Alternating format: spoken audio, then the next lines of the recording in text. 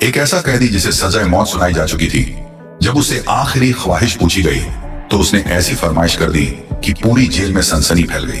उसने कहा, मेरी आखिरी ख्वाहिश ये है कि मैं अपनी जिंदगी की आखिरी रात एक कुंवारी लड़की के साथ गुजारना चाहता हूँ जो अपनी मर्जी से मेरे साथ हो। मस्जिद में ऐलान करवा दो कि क्या कोई ऐसी लड़की है जो मेरी दुल्हन बनने के लिए तैयार हो। ये सुनकर पुलिस वाले दंग रह गए, मगर क्या उन्होंने वाकई इस कैदी की ख्वाहिश पूरी की? वो लड़की कहां से आई और निकाह की रात ऐसा क्या हुआ कि सबके होश उड़ गए? एक ऐसी दास्तान जो आपको आखिर तक सांस रोके रखने पर मजबूर कर देगी।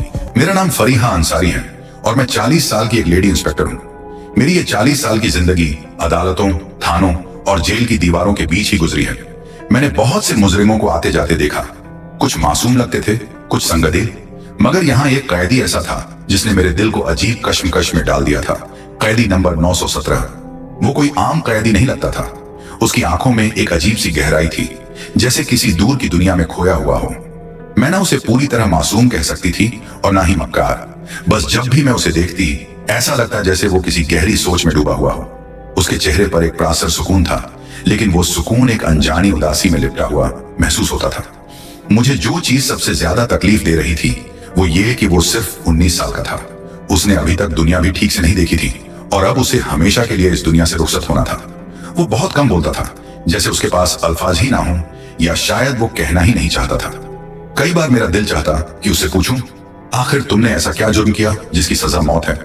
मगर उसके चेहरे पर इतनी मायूसी और बेबसी होती थी कि मेरे होंठ खुद ब खुद सिल जाते। पुलिस में काम करते करते मैं एक सख्त दिल औरत बन चुकी थी। ये पेशा ही ऐसा था।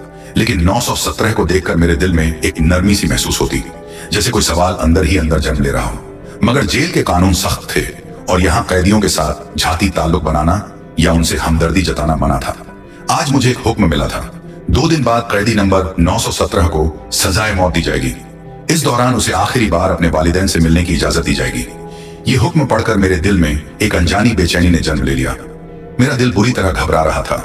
एक बेचैनी सी थी जो खत्म होने का नाम नहीं ले रही थी। मैं जानती थी कि हर सजाए मौत के कैदी से उसकी आखिरी ख्वाहिश जरूर पूछी जाती है। ये वो वाहिद हक था जो उसे मौत से पहले दिया जाता था। चाहे वो अपना पसंदीदा खाना खाना चाहे, किसी शख्स से मिलना चाहे या कोई और ख्वाहिश जाहिर करे, उसे पूरा करने की पूरी कोशिश की जाती थी। कैदी नंबर 917, जिसका नाम रिहान था, आज अपनी माँ से मिल रहा था। वो औरत अपने बेटे से लिपट कर रो रही थी।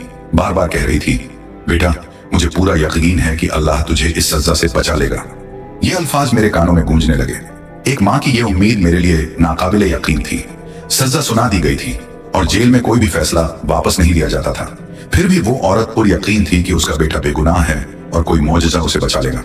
मुझे आज ही हुक्म मिला था कि मैं रिहान से उसकी आखिरी ख्वाहिश पूछ लूं और उसे उसके घर वालों से मुलाकात का मौका दे दूं। मैं सोच रही थी कि शायद वो यही कहेगा कि वो अपने घर वालों के साथ कुछ और वक्त गुजारना चाहता है, क्योंकि ऐसे वक्त में कोई बड़ी ख्वाहिश नहीं करता।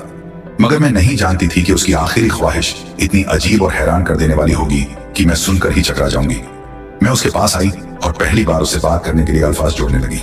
कुछ लम्हों की खामोशी के बाद मैंने हमदर्दी से पूछा, रिहान, तुम्हारी कोई आखिरी ख्वाहिश है?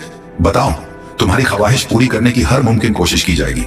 रिहान ने मेरी तरफ देखा और धीमे लहजे में बोला, मेरी एक आखिरी ख्वाहिश है और मैं चाहता हूं कि आप मुझसे वादा करें कि इसे पूरा करेंगे। मैंने उसे यकीन दिलाया, ये हर कैदी का हक होता है, तुम्हारा भी। हम पूरी कोशिश करेंगे कि तुम्हारी ख्वाहिश पूरी हो। मैं हैरान थी कि वो इतनी संजीदगी से अपनी आखिरी ख्वाहिश के बारे में बात कर रहा था। मैंने नरमी से कहा, आओ चलो, एएसपी साहब खुद तुमसे तुम्हारी आखिरी ख्वाहिश के बारे में पूछेंगे। मैं रिहान को लेकर एसपी साहब के कमरे में आ गई। एसपी साहब ने उसे गौर से देखा और कहा, बेटा, तुम्हारी आखिरी ख्वाहिश क्या है? मैं हैरान थी कि एसपी साहब इस कैदी से इतनी नरमी से पेश आ रहे थे। आमतौर पर ऐसा नहीं होता था, लेकिन शायद वो हकीकत से वाकिफ थे, जानते थे कि उसका जुर्म क्या था और उसे ये सजा क्यों मिली। यहाँ अक्सर कैदी वो होते थे जिनका जुर्म मामूली लेकिन सजा सख्त होती थी, जबकि बड़े बड़े मुजरिम आजादी से घूम रहे होते थे। रिहान ने गहरी सांस ली और कहा, मेरी आखिरी ख्वाहिश ये है कि मैं जिंदगी में पहली और आखिरी बार शादी करना चाहता हूँ। मैं निकाह करना चाहता हूँ और अपनी बीवी के साथ एक दिन गुजारना चाहता हूँ। ये सुनते ही जैसे कमरे में सन्नाटा छा गया। मैं और बाकी सब लोग हैरत से एक दूसरे को देखने लगे। एसपी साहब ने कुछ लम्हे खामोशी में गुजारे, फिर संजीदगी से बोले, बेटा, शादी तो हम करवा देंगे, मगर कौन लड़की तुमसे शादी करेगी जिसे ये मालूम होगा कि अगले ही दिन तुम्हें सजाए मौत दे दी जाएगी? वो थोड़ा रुके और फिर बोले, तुम एक सजाए मौत के कैदी हो। तुम्हारी उम्र भी इतनी नहीं कि तुम्हारे घर वाले किसी को पैसों का लालच देकर रजामंद कर लें। और वैसे भी तुम एक गरीब खानदान से हो और गरीबों से शादी करने के लिए कोई भी आसानी से तैयार नहीं होता, खास तौर पर इस हालात में। क्यों अपनी जिंदगी का आखिरी मौका जाया कर रहे हो? एसपी साहब ने संजीदगी से कहा।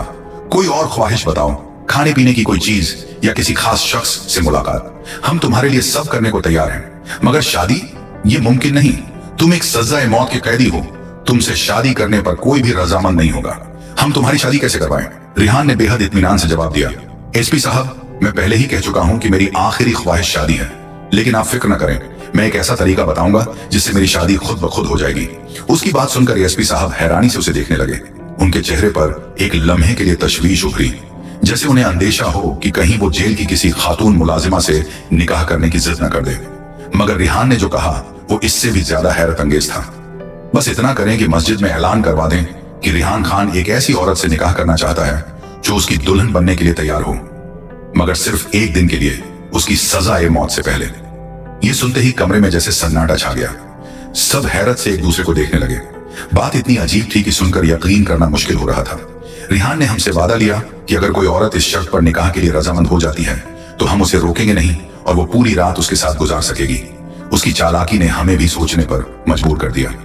एसपी साहब ने कुछ लम्हे सोचा और फिर कंधे उचकाते हुए बोले, हमें पूरा यकीन है कि कोई भी औरत इस शर्त पर तुमसे शादी नहीं करेगी।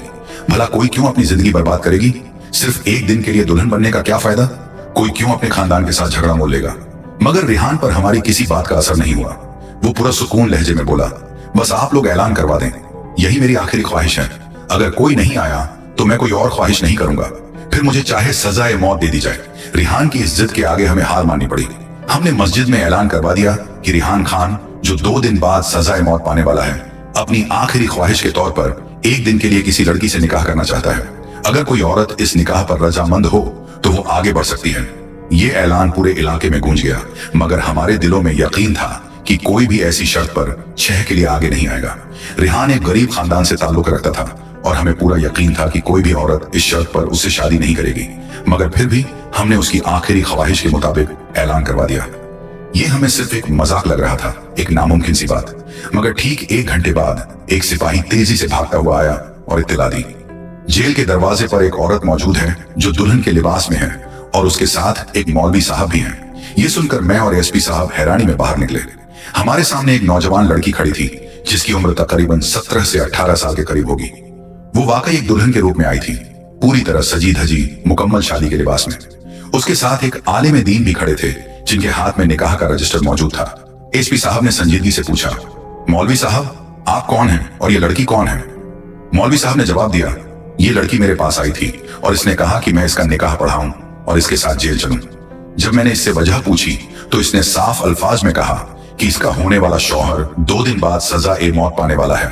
हम सब सन्न रह गए। मौलवी साहब ने बात जारी रखी, मैंने इसे बहुत समझाया कि बेटी, तुम अपनी जिंदगी क्यों बर्बाद कर रही हो, मगर ये अपनी जिद पर कायम रही। इसने कहा कि ये सिर्फ और सिर्फ रिहान से ही निकाह करेगी। ये इसकी भी आखिरी ख्वाहिश है क्योंकि ये रिहान से सच्ची मोहब्बत करती है। ये सुनकर जेल में खामोशी छा गई। हमें यकीन नहीं आ रहा था कि रिहान को वाकई कोई इतना चाहता था कि उसके लिए सब कुछ छोड़ने को तैयार हो जाए। ये बात जितनी भी अजीब लग रही थी, मगर हमें इस पर एतराज करने का कोई हक नहीं था। हमारा काम सिर्फ कैदी की आखिरी ख्वाहिश पूरी करना था। आखिरकार निकाह की रस्मी कार्रवाई मुकम्मल करने के लिए मौलवी साहब को अंदर बुलाया गया और रिहान को उसके सेल से निकालकर जेल ऑफिस में बिठा दिया गया। मौलवी साहब ने रिहान और उस लड़की का निकाह पढ़ा दिया। निकाह मुकम्मल होने के बाद रिहान ने मुस्कुराते हुए कहा, वादे के मुताबिक अब आप मेरी दुल्हन को मेरे पास भेजेंगे। मैं इसके साथ बातें करना चाहता हूँ, अपनी पुरानी यादें ताजा करना चाहता हूँ। बस एक दिन फिर ये चली जाएगी और उसके बाद मुझे चाहे फांसी दे दें, मुझे कोई गम नहीं होगा। मेरी मोहब्बत मुझे मिल गई, यही मेरे लिए काफी है। रिहान की बातें सुनकर मेरी आंखों में भी आंसू आ गए। सच्ची मोहब्बत वाकई ऐसी ही होती है, बेलौस और निडर। मैंने दिल में सोचा, मगर मैं नहीं जानती थी कि इस निकाह के पीछे एक ऐसी कहानी छुपी थी जो हमारे होश उड़ा देने वाली थी। एसपी साहब ने मुस्कुराते हुए मुझे इशारा किया और कहा, लड़की को रिहान के सेल में ले जाओ और दरवाजा बंद कर दो। मैंने हुक्म पर अमल किया और दोनों को सेल में बंद करके बाहर आ गई। मुझे लगा कि कुछ ही देर में वो लड़की खुद ही तंग आकर बाहर निकलना चाहेगी, मगर जैसे जैसे वक्त गुजरता गया मुझे हल्की हल्की सरगोशियों की आवाजें आती रहीं। ऐसा महसूस हो रहा था जैसे कोई किसी चीज को खोलने की कोशिश कर रहा हो। मुझे शक हुआ कि शायद सेल का दरवाजा तोड़ने की कोशिश की जा रही है, मगर मैं मुतमिन थी। मैं जानती थी कि यह कोई आसान काम नहीं। दरवाजे पर बहुत बड़ा और मजबूत ताला लगा हुआ था। मैं वापस अपने दफ्तर में चली गई और सोचों में गुम हो गई। लेकिन अचानक जेल के अंदर से एक दिल दहला देने वाली चीख सुनाई दी। मैं फौरन अपनी जगह से उठी और भागती हुई रिहान के सेल की तरफ पहुंची। क्या हुआ? मैंने अंदर झांकते ही पूछा। वो लड़की जो दुल्हन के लिबास में थी अपना घूंघट नीचे की खड़ी थी। उसकी सांसें बेतरतीब थीं और उसका पूरा जिस्म कांप रहा था। जैसे ही मैंने उसे गौर से देखा, वो कंपकपाते लहजे में बोली, मुझे यहां से निकालो, मैं यहां नहीं रहना चाहती। मैंने हैरत से कहा, अब क्या हुआ? अभी तो तुमने खुद अपनी मर्जी से निकाह किया था। मोहब्बत का नशा उतर गया? अब तुम्हें अपने मुस्तकबिल की फिक्र होने लगी? मगर वो कुछ नहीं बोली, बस अपने कपड़ों को मुट्ठियों में जकड़े खड़ी रही, जैसे किसी खौफनाक चीज ने उसे झंझोड़ कर रख दिया हो। मैंने दरवाजा खोला और वो लड़की बिजली की तरह बाहर निकली और बिना कुछ कहे वहां से चली गई। मैंने सेल का दरवाजा ताला लगाकर अपनी जिम्मेदारी पूरी की और वापस ऑफिस में आकर सो गई। मुझे इस बात का जरा भी अंदाजा नहीं था कि जब सुबह मेरी आंख खुलेगी तो एक जबरदस्त तूफान बर्पा हो चुका होगा। सुबह होते ही एसपी साहब तेज कदमों से मेरे ऑफिस में दाखिल हुए और गुस्से में बोले, कैदी नंबर 917 कहां है? मैंने चौंक कर कहा, वो अपने सेल में होगा सर।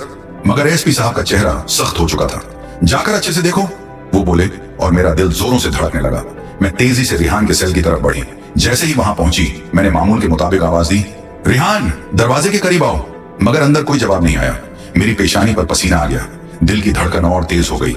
मैंने खिड़की से अंदर झांका और जो मंजर देखा उसने मेरे होश उड़ा दिए। सेल के अंदर एक शख्स मर्दाना कपड़ों में दीवार की तरफ मुंह किए लेटा हुआ था। मेरी सांसें रुक गईं, हाथ कांपने लगे। मैंने फौरन सेल का दरवाजा खोला और उस शख्स को सीधा किया। ये देखकर मेरे कदमों तले जमीन निकल गई। ये तो वही लड़की थी जो कल रात दुल्हन के लिबास में रिहान से निकाह करने आई थी। मेरी आंखें हैरत से फटी की फटी रह गईं। मैं सदमे में खड़ी थी कि उसी वक्त एसपी साहब भी वहां पहुंच गए। जैसे ही उन्होंने ये मंजर देखा, वो भी हैरानी और गुस्से में चीख पड़े, ये क्या तमाशा है? वो दहाड़े, रिहान कहां है? मैं जवाब देने के काबिल भी नहीं थी। एसपी साहब का गुस्सा और बढ़ गया। ये सब तुम्हारी लापरवाही की वजह से हुआ है। अगर तुम्हें अपनी ड्यूटी ठीक से निभानी नहीं आती तो यहां क्या कर रही हूं? तुम्हारी गफलत की वजह से एक सज़्ज़ा-ए मौत का कैदी जेल से फरार हो गया है। मेरा दिमाग सुन्न हो चुका था। मैंने सामने पड़ी उस बेहोश लड़की को देखा जो रिहान की जगह पर लेटी थी। ये सब एक धोखा था। रिहान ने हमें बेवकूफ बना दिया था। वो खुद दुल्हन के लिबास में जेल से फरार हो चुका था। मैंने कल रात सोचा था कि ये लड़की मोहब्बत में दीवानी होकर रिहान से शादी करने आई है। मुझे लगा था कि वो उससे सच्ची मोहब्बत करती है, मगर ये सब एक साजिश थी। रिहान ने इसी लड़की को हमारे खिलाफ इस्तेमाल किया था और हम सब आंखों पर पट्टी बांधकर बेखबरी में उसकी मदद करते रहे। अब सवाल ये था, इस लड़की का क्या किया जाए? वो लड़की हमारे सामने बैठी थी। उसके चेहरे पर ना कोई डर था, ना कोई पछतावा। वो बिल्कुल पुरसुकून अंदाज में बोली, आप लोगों ने रिहान के साथ अच्छा नहीं किया। वो सजाए मौत का हकदार नहीं था। मैंने गुस्से से जवाब दिया, ये बात तो वक्त ही साबित करेगा।